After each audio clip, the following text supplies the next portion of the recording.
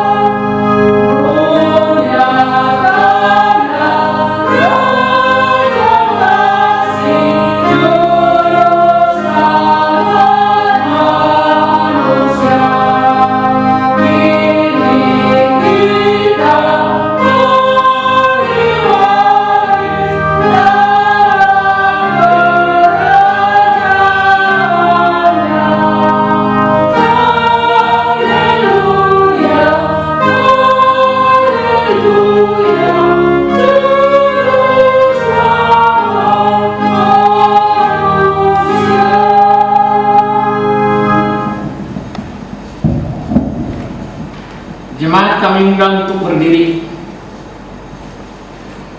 Di dalam nama Allah Bapa dan nama Anaknya Tuhan Yesus Kristus dan nama Roh Kudus yang menciptakan langit dan bumi. Amin. Berfirmanlah Tuhan Allah, aku takkan mengutuk bumi ini lagi karena manusia, sekalipun yang timbulkan hatinya adalah jahat dari sejak kecilnya. Dan aku takkan membinasakan lagi segala yang hidup seperti yang telah kulakukan. Selama bumi masih ada, takkan berhenti-henti musim menabur dan menuai, dingin dan panas, kemarau dan hujan, siang dan malam. Tuhan Allahku, Engkau sangat besar. Engkau yang berpakaian keagungan dan semangat. Haleluya.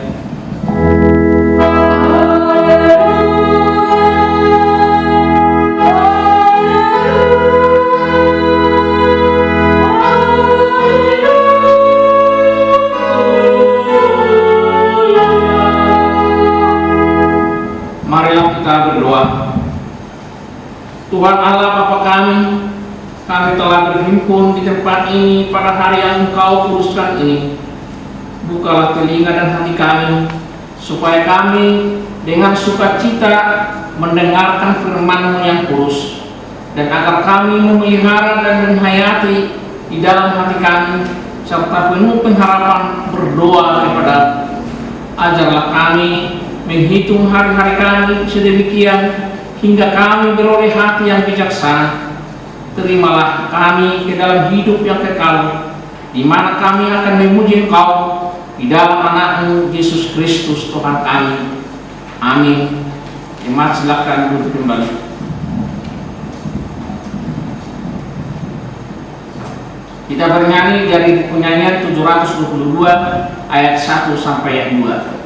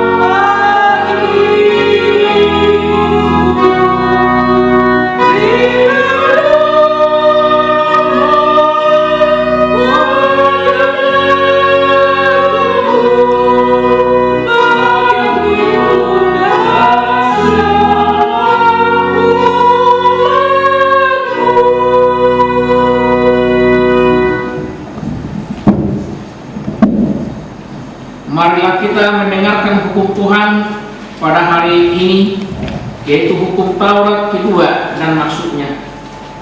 Hukum Taurat kedua: jangan berbuat bagimu patung yang menyerupai apapun yang ada di langit atau yang ada di bumi atau yang ada di dalam air untuk disembah atau bertakwa kepadanya. Maksudnya adalah kita harus takut serta kasih kepada Allah. Sebab itu jangan sembah sujud kepada Allah lain atau meminta kehidupan daripadanya, dan jangan memanggil roh-roh atau berkeyakinan kepada tenunan-tenunan dukun, dan jangan yakin kepada benda-benda bersenang atau sakti. demikianlah perintah Tuhan. Marilah kita memohon kekuatan dari Tuhan untuk melaksanakan hukum-Nya. Ya Tuhan Allah, kuatkanlah kami untuk melakukan sesuai dengan hukum-Mu. Amin. Kita bernyanyi dari buku nyanyian 171 ayat 1 dan ayat 2.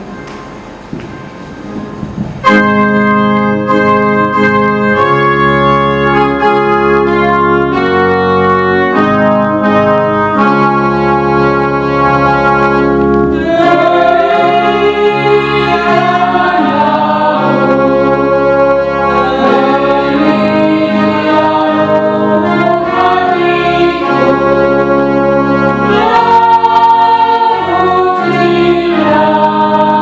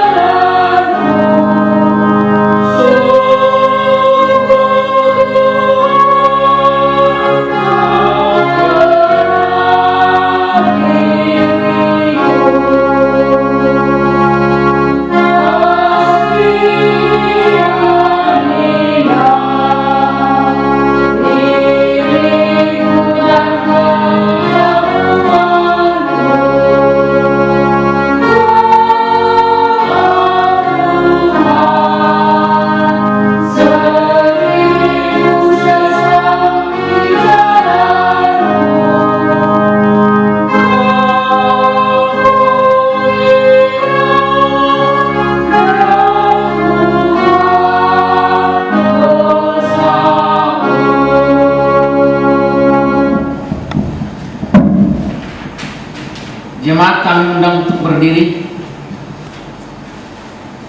Jemaat yang dikasihi Tuhan, marilah kita mengaku dosa kita seraya memohon pengampunan di dalam nama Tuhan kita Yesus Kristus. Marilah kita berdoa. Ya Allah Bapa kami yang di surga, Engkau mengampuni dosa kami yang hina dan tercela ini di dalam anak kesayangan. Kasihanilah kami orang yang berduka cita yang berdosa ini. Nyatakanlah di dalam hati dan jiwa kami akan keampunan segala dosa dan kesalahan kami itu. Karuniakanlah Roh Kudus bagi kami yang memberi kekuatan untuk memberi kekuatan, keteguhan dan ketetapan hati supaya iman kami tidak tergoyahkan. Bimbing dan ajarlah kami ya Tuhan, agar kami benar-benar dan sungguh-sungguh menyerahkan diri, hati dan jiwa kami kepadamu saja sebagai korban yang hidup dan kudus oleh sebab anakmu Yesus Kristus Tuhan kami. Amin. Mari kita mendengar janji Tuhan tentang pengampunan dosa kita. Demikian firman Tuhan. Tetapi engkau memberati aku dengan dosamu, engkau menyusahi aku dengan kesalahanmu. Akulah dia yang menghapus dosa pemberontakanmu, dan aku tidak mengingat-ingat dosamu. Kemuliaan bagi Allah di tempat yang maha tinggi. Amin. Kita bernyanyi dari buku nyanyian 169 ayat 1 dan ayat 2.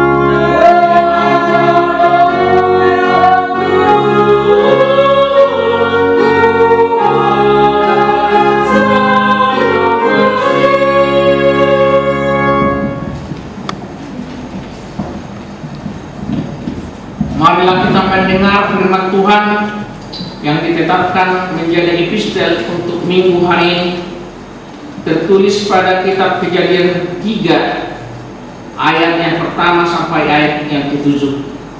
Demikian firman Tuhan. Adapun ular ialah yang paling cerdik dari segala binatang di darat yang dijadikan oleh Tuhan Allah. Ular itu berkata kepada perempuan itu, tentulah Tuhan Allah berfirman, semua pohon dalam taman ini jangan kamu makan buahnya, bukan? Lalu sahut perempuan itu kepada ular itu, buah pohon-pohonan dalam taman ini boleh kamu makan. Tetapi tentang buah pohon yang ada di tengah-tengah taman, Allah berfirman, jangan kamu makan ataupun raba buah itu, nanti kamu mati. Tetapi ular itu berkata kepada perempuan itu, sekali-sekali kamu tidak akan mati. Tetapi Allah mengetahui bahwa pada waktu kamu memakannya, matamu akan terbuka dan kamu akan menjadi seperti Allah, tahu tentang yang baik dan yang berjahat. Perempuan itu melihat bahwa buah pohon itu baik untuk dimakan dan sedap kelihatannya. Lagi pula pohon itu menarik hati karena memberi pengertian. Lalu ia mengambil dari buahnya dan dimakannya, dan diberikannya juga kepada suaminya yang bersama-sama dengan dia, dan suaminya pun memakannya. Maka terbukalah mata mereka berdua dan mereka tahu bahwa mereka telanjang. Lalu mereka menyemat daun pohon ara dan membuat cawat. Demikianlah firman Tuhan. Demikianlah firman Tuhan. Berbahagialah orang yang mendengar firman Tuhan serta memeliharanya. Amin. Kita bernyanyi dari buku nyanyian 715 ayat 1 dan ayat 2.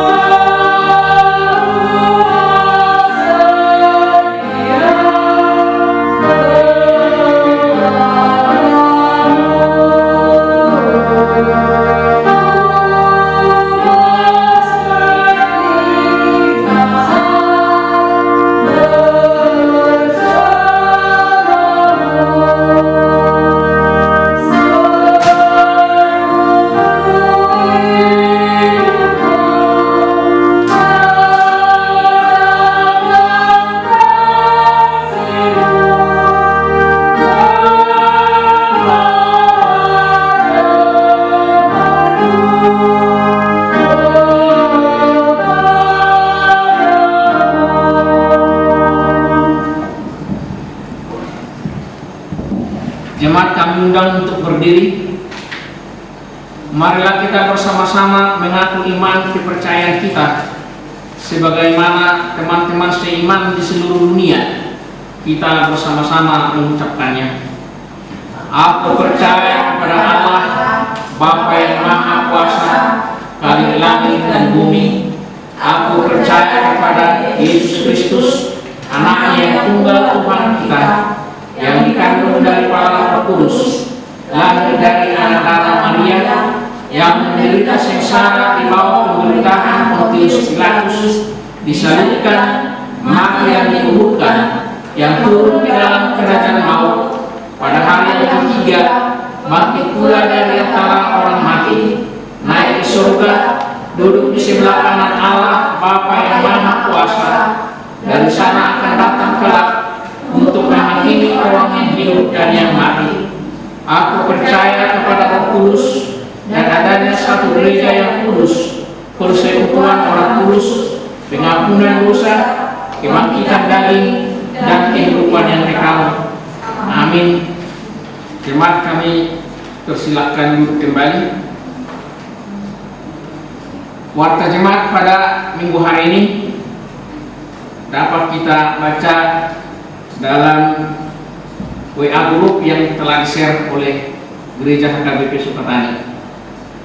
Demikian warta jemaat. Kita bernyanyi dari buku nyanyian 719 ayat 1 dan seterusnya sambil mengumpulkan persembahan yang pertama.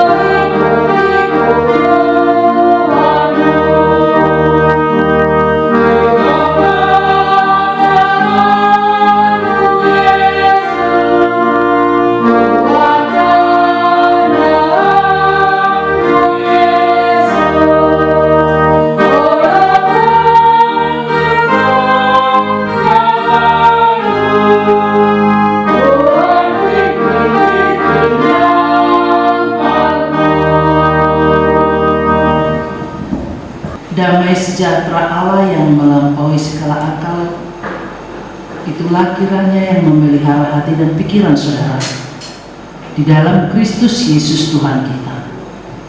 Amin. Shalom, selamat hari Minggu Amang Inang saudara yang dikasihi Tuhan Yesus.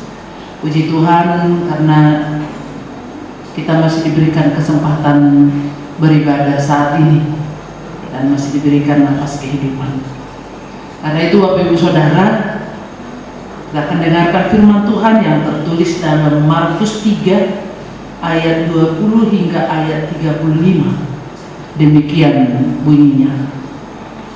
Kemudian Yesus masuk ke sebuah rumah, maka datanglah orang banyak berkerumun pula, sehingga makan pun mereka tidak dapat. Waktu kaum keluarganya mendengar hal itu, mereka datang hendak mengambil dia, sebab kata mereka ia tidak waras lagi. Dan ahli-ahli Taurat yang datang dari Yerusalem berkata, ia kerasukan Beelzebul, dan dengan penghulu setan ia mengusir setan. Yesus memanggil mereka, lalu berkata kepada mereka dalam perumpamaan, bagaimana iblis dapat mengusir iblis? Kalau suatu kerajaan terpecah-pecah, kerajaan itu tidak dapat bertahan. Dan jika suatu rumah tangga terpecah-pecah, rumah tangga itu tidak dapat bertahan. Demikianlah juga kalau iblis berontak melawan dirinya sendiri, dan kalau ia terbagi-bagi, ia tidak dapat bertahan, melainkan sudahlah tiba kesudahannya. Tetapi tidak seorang pun dapat memasuki rumah seorang yang kuat untuk merampas harta bendanya, apabila tidak diikatnya dahulu orang kuat itu. Sesudah itu barulah dapat ia merampok rumah itu.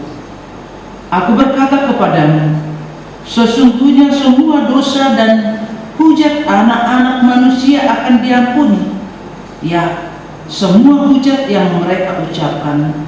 Tetapi apabila seorang menghujat Roh Kudus, ia tidak mendapat ampun selama-lamanya, melainkan bersalah karena berbuat dosa kekal. Ia berkata demikian karena mereka terkatakan bahwa ia kerasukan roh jahat. Lalu datanglah ibu dan saudara-saudara Yesus. Sementara mereka berdiri di luar, mereka menyuruh orang memanggil dia. Ada orang banyak duduk mengelilingi dia. Mereka berkata kepadanya, "Lihat, ibu dan saudara-saudaramu ada di luar dan berusaha menemui engkau."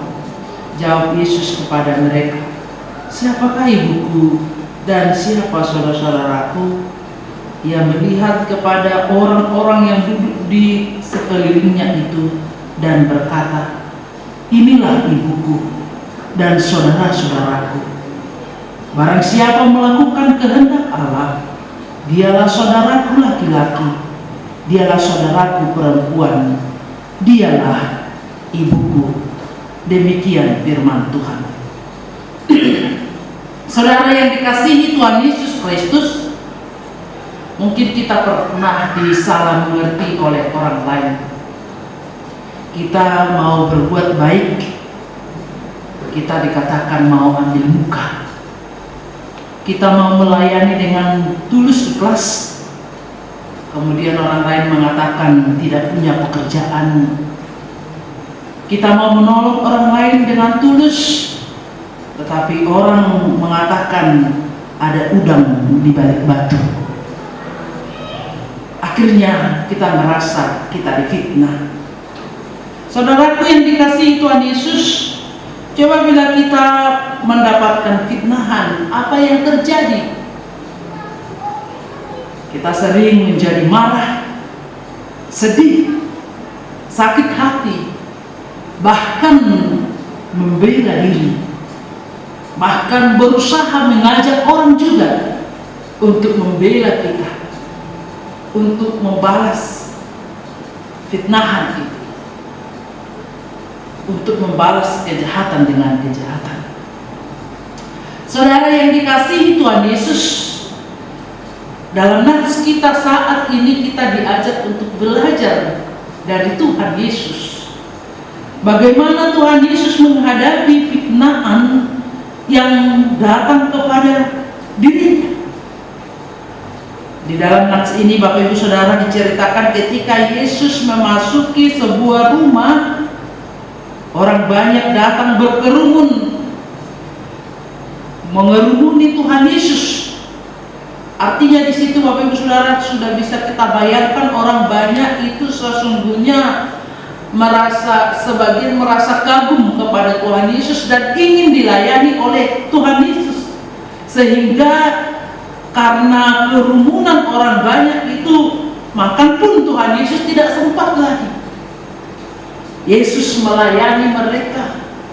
Yesus menyembuhkan banyak orang sakit.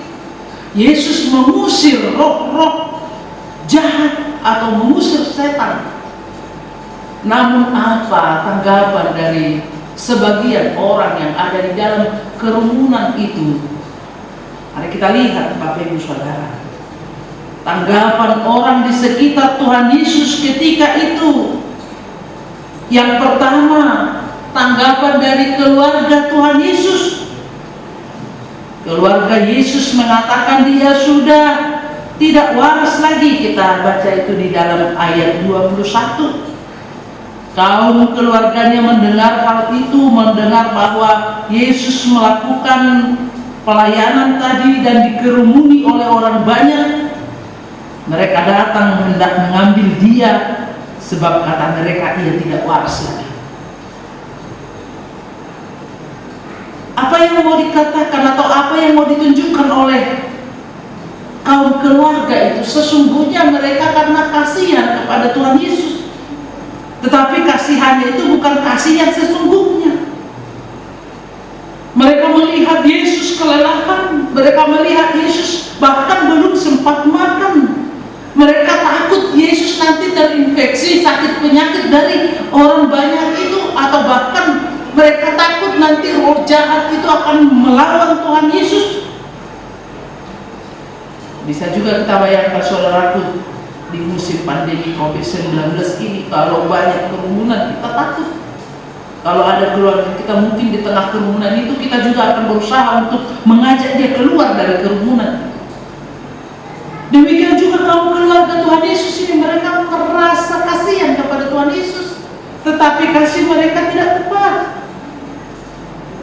Mereka ingin mengambil Yesus, namun sesungguhnya tindakan mereka itu adalah akibat dari mereka tidak ingat bahwa Yesus datang ke dunia ini sesungguhnya untuk melakukan hal tersebut, untuk melayani, untuk mengusir setan-setan, untuk menyembuhkan orang sakit, untuk memberikan pengampunan dosa.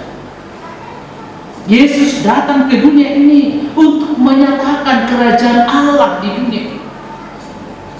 Yesus datang ke dunia ini untuk mengusir roh-roh jahat dari manusia yang sudah dihinggapi oleh roh jahat itu. Dan kemudian ketika roh jahat itu sudah terusir, maka Roh Kudus yang akan mendiami atau menguasai diri manusia itu yang akan ditegakkan oleh Tuhan Yesus.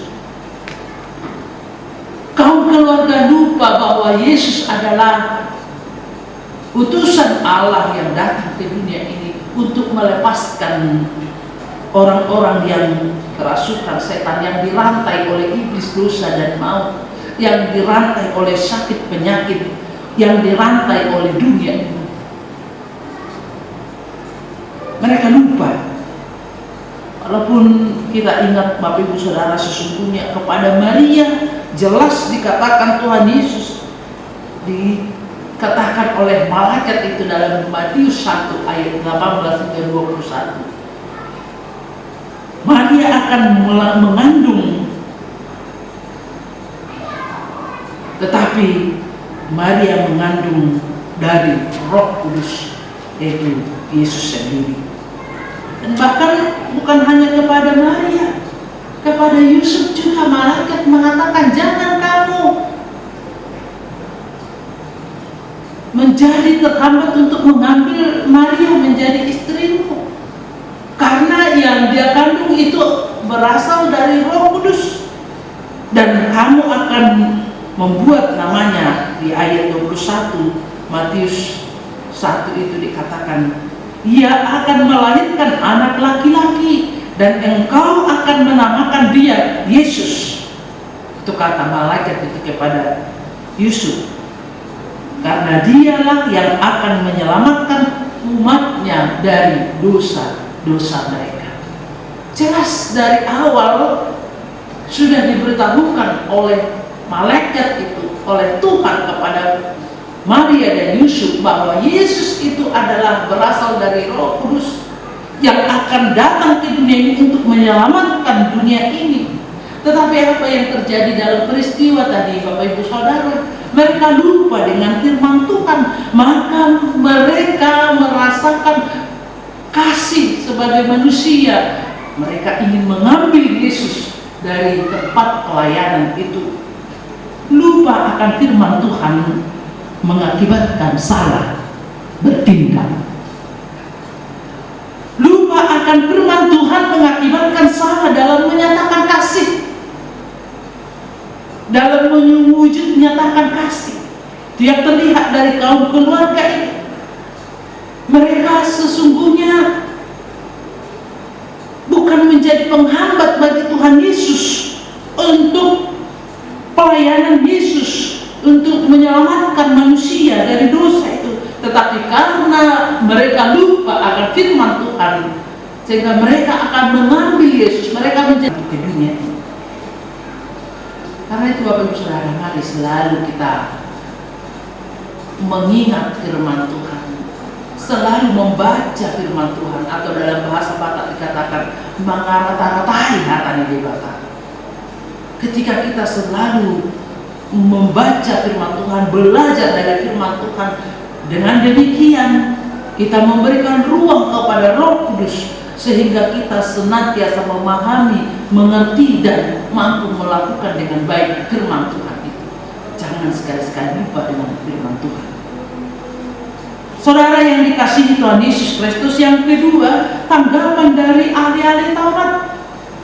Mereka mengatakan bahwa Yesus kerasukan Beelzebul, kerasukan setan. Bahkan mereka mengatakan bahwa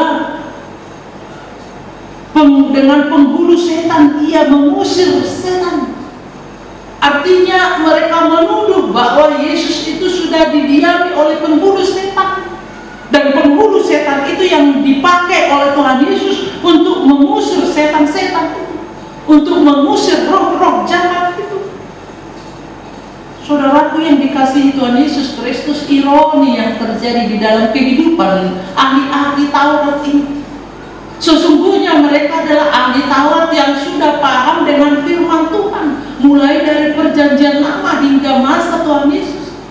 Mereka yang selalu membaca, membuka, mempelajari firman Tuhan itu, dan sudah mendengar apa yang dinubuatkan dalam firman Tuhan itu, bahwa Yesus akan datang menyelamatkan dunia ini. Tetapi apa yang menjadi fitnaan dan tuduhan mereka kepada Tuhan Yesus? Mereka mengatakan bahwa Yesus itu kerasukan Beelzebul. Yesus memakai kuasa penghulu setan itu untuk mengusir setan-setan. Saudaraku yang dikasihi Tuhan Yesus, betapa indah tanggapan Tuhan Yesus kepada mereka itu, kepada orang-orang yang memfitnah Dia. Yesus mengumpulkan mereka, memanggil mereka. Tanggapan yang pertama, Tuhan Yesus mengajar mereka. Tuhan Yesus mengajar mereka dengan cara yang sangat-sangat sederhana. Tuhan Yesus membuat suatu perumpamaan. Dalam nats ini, Yesus mengatakan dalam perumpamaannya, bagaimana iblis dapat mengusir iblis. Atau istilah yang sering kita dengar di televisi itu, tidak mungkin jeruk makan jeruk. Bagaimana iblis dapat mengusir iblis? Jika dalam sebuah internal kerajaan, atau mungkin kita katakan dalam internal kerajaan iblis itu ada yang berlawanan, itu sudah merupakan awal dari perpecahan untuk kerajaan. Semua kerajaan seperti itu, semua organisasi juga. Jika ada sesuatu yang sudah saling berlawanan, itu merupakan awal dari perpecahan organisasi kerajaan. Maka itu dijelaskan Tuhan Yesus tidak mungkin, karena itu akan membuat kerajaan itu tidak dapat bertahan. Demikian juga kalau iblis berontak melawan dirinya, ya tidak mungkin bertahan. Itulah awal perpecahan untuk kerajaan iblis itu. Artinya di situ Bapak Ibu Saudara, Tuhan Yesus mau membuka logika mereka. Kalau mereka melihat tadi iblis, penghulu iblis dipakai Tuhan Yesus untuk mengusir iblis itu, ya berarti Yesus itu bukan sama dengan iblis tadi, karena memang mau mengusir, mau menghancurkan kerajaan iblis itu. Itu yang dikatakan oleh Tuhan Yesus yang pertama sekali kepada mereka.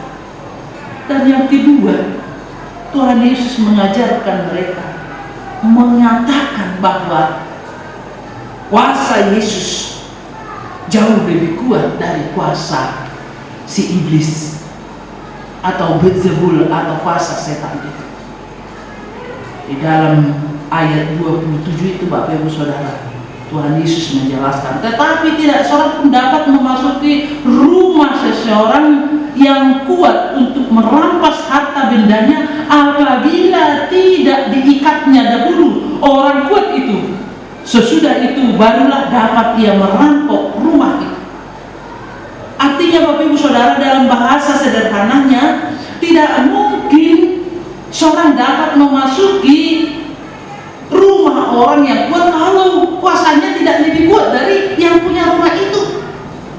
Dan kemudian ketika dia masuk ke dalam rumah itu, harus lebih dahulu dia mengikat yang kuat di rumah itu sehingga dia bisa menguasai rumah itu. Sesungguhnya itu Bapak Ibu Saudara gambaran tentang diri Tuhan Yesus yang datang ke dunia ini. Dia yang memiliki kuasa yang jauh lebih kuat dari kuasa iblis, kuasa dunia ini, kuasa maut. Dan dengan kuasanya yang jauh lebih kuat itu dia masuk ke dalam dunia ini. Kemudian dia mengikat segala kuasa yang ada di dunia ini, baik kuasa maut, kuasa iblis, kuasa dosa. Dia ikat itu, kemudian dengan demikian dia merampas manusia berdosa itu dari kuasa iblis, maut dan dosa itu. Dia melepaskan manusia itu sehingga manusia itu kembali kemudian kepada kuasa Allah Bapa, Anak dan Roh Kudus. Itu yang dilakukan oleh Tuhan Yesus datang di dunia ini. Dia lahir dan berkarya di dunia ini. Bahkan dia harus mati dan dikuburkan dan pada hari yang ketiga dia bangkit dari antara orang mati. Artinya di situ Bapak Ibu Saudara, dalam karya penyelamatan itu dia harus mati, dan di dalam kematiannya itu dia benar-benar mengikat kuasa maut, iblis dan dosa itu. Kemudian dia bangkit. Kebangkitannya itulah menunjukkan ke dunia ini Yesus telah mengalahkan kuasa maut, dosa dan iblis itu. Yesus telah memenangkan segala kuasa yang ada di dunia ini. Saudaraku yang dikasihi Tuhan Yesus, sungguh luar biasa pengajaran Tuhan Yesus ini kepada orang ahli-ahli Taurat itu dan kepada semua orang yang di sekitarnya. Dan dengan demikian, setelah Yesus mengatakan bahwa dia telah merampas manusia berdosa itu dari kuasa maut, tapi Tuhan Yesus berkata, "Aku berkata kepadamu, sesungguhnya semua dosa dan hujat anak-anak manusia akan diampuni, ya, semua hujat yang mereka ucapkan. Tetapi apabila seorang menghujat Roh Kudus, ia tidak mendapat ampun selama-lamanya, melainkan bersalah karena berbuat dosa." Selanjutnya diajarkan oleh Tuhan Yesus bahwa dia tadi sudah berkarya menyelamatkan manusia itu, bahkan merampas manusia itu dari kuasa dosa, iblis dan maut itu melalui kematiannya dan kebangkitannya. Tetapi kemudian apabila masih ada manusia yang tidak percaya dengan apa yang telah dilakukan oleh Tuhan Yesus, masih ada yang tidak percaya dengan karya penyelamatan yang dilakukan oleh Tuhan Yesus, dan bahkan mereka yang tadinya sudah diselamatkan bahkan berontak lagi kepada Tuhan Yesus dan mengatakan tidak ada itu. Itulah yang dikatakan menghujat Roh Kudus, atau bahasa sederhananya Bapak Ibu Saudara, orang-orang yang murtad itulah yang dikatakan orang yang menghujat Roh Kudus, yang selalu mengatakan tidak benar Yesus telah datang ke dunia ini untuk menebus dosa-dosa manusia, dan bahkan dia mati di dalam keberdosaannya. Itulah yang menghujat Roh Kudus. Saudaraku yang dikasihi Tuhan Yesus Kristus, kemudian Yesus mengajarkan kepada semua orang, siapakah sesungguhnya saudara laki-laki Tuhan Yesus? Siapakah sesungguhnya saudara perempuan Tuhan Yesus? Siapakah sesungguhnya ibu dari Tuhan Yesus? Bukan mau menyangkal secara darah, atau bahasa Batak parmudarun. Aduh, saudara di Tuhan Yesus, karena dia benar-benar 100% manusia, tetapi dia 100% Allah. Ada saudara anak laki-laki, dan ada ibu Tuhan Yesus yang melahirkan dia, yaitu Maria. Tetapi yang akan ditegaskan oleh Tuhan Yesus untuk menyatakan kerajaan surga, saudara di dalam Kristus, keluarga yang dikatakan Yesus di situ, yang menjadi keluarga Yesus, itu ditentukan oleh ketaatan kita untuk melakukan kehendak Allah.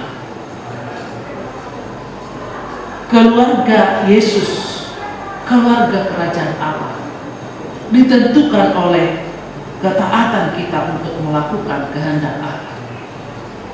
Bukan mengatakan Bapak Ibu Saudara supaya tidak perlu ada saudara kita secara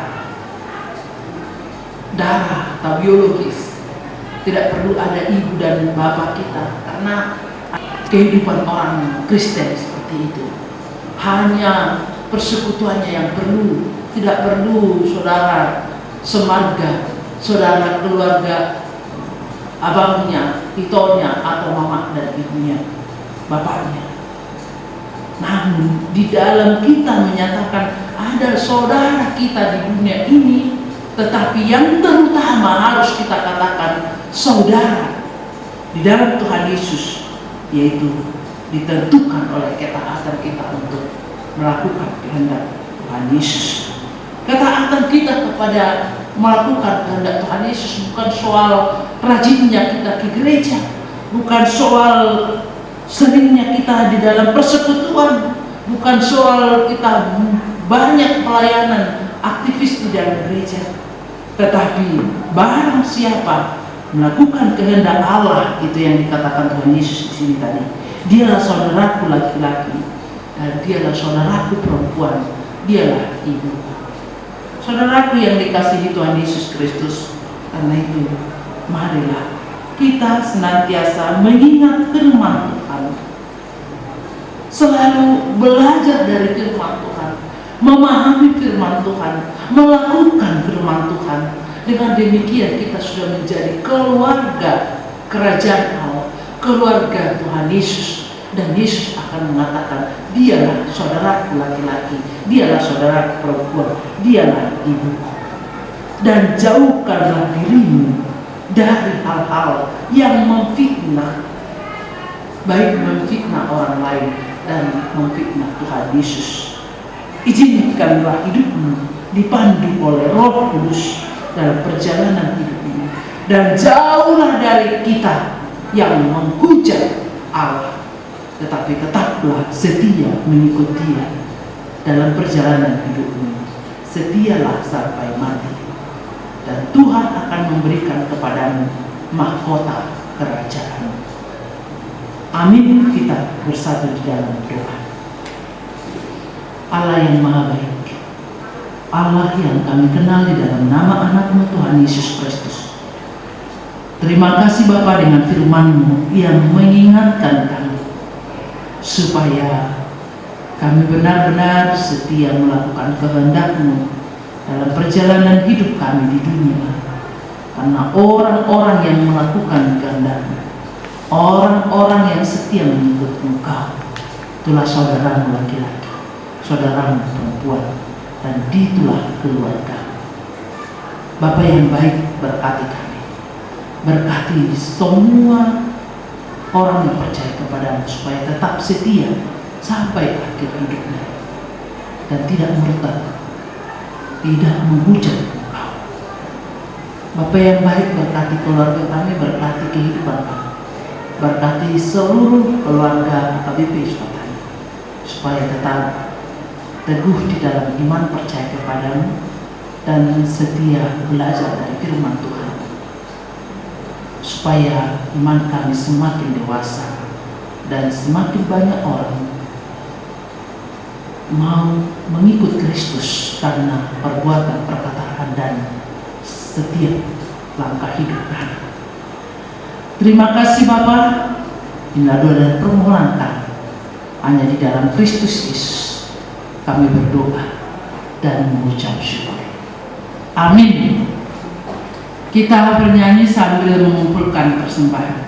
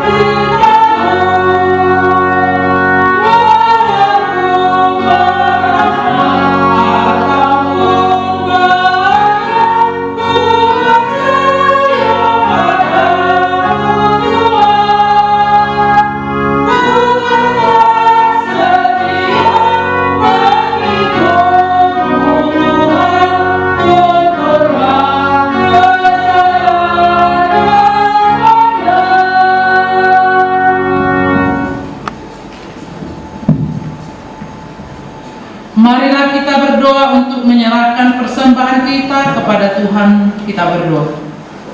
Ya Allah Bapa kami yang di sorga, kami mengaku bahwa Tuhan adalah sumber dari segala karunia yang melimpah dalam kehidupan kami masing-masing. Sebahagian daripada karunia itu kami serahkan kembali sebagai persembahan kepada Tuhan.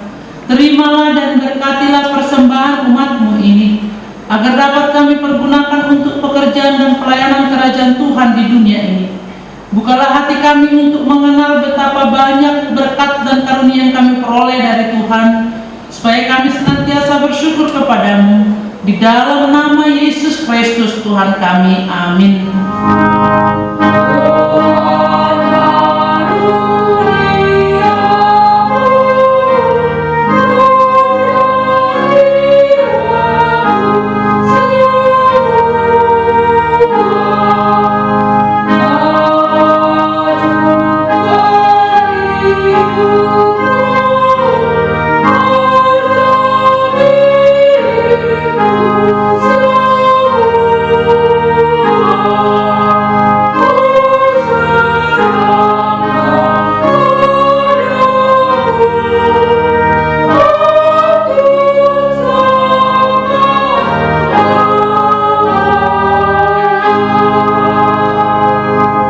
Bapa kami yang di sorga, dikuduskanlah namamu, datanglah kerajaan-Mu, jadilah kehendak-Mu di bumi seperti di sorga. Berikanlah kami pada hari ini makanan kami yang secukupnya, dan ampunilah kami akan kesalahan kami, seperti kami juga telah mengampuni orang yang bersalah kepada kami. Dan janganlah membawa kami ke dalam pencobaan, tetapi lepaskanlah kami daripada yang jahat. Oh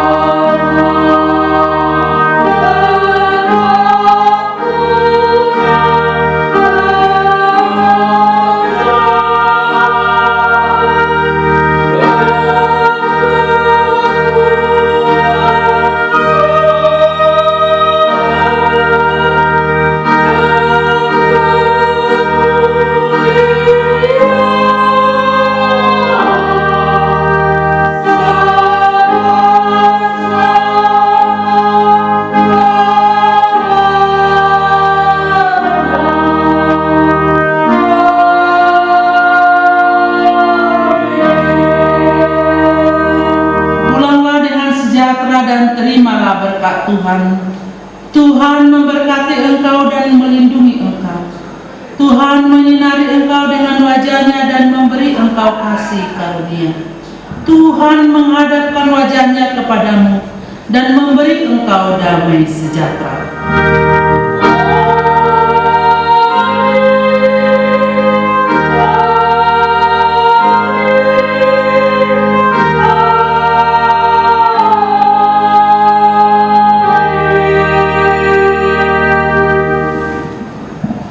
Selamat hari Minggu Amang Ina.